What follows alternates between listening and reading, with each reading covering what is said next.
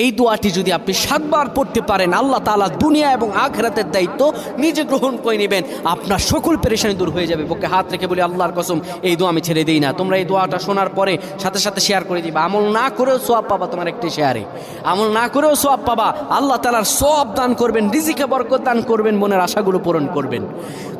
ও আমার প্রাণের ভাইয়েরা, বিশ্ব নবী মুহাম্মাদুর রাসূলুল্লাহ সাল্লাল্লাহু আলাইহি সাল্লাম বলেন, কোনো ব্যক্তি যদি এই দোয়াটা 7 বার পড়তে পারে, দোয়াটা হলো হাসবি আল্লাহু লা ইলাহা ইল্লাহু আলাইহি তাওয়াক্কালতু ওয়া হুয়া রাব্বুল আরশিল আযীম।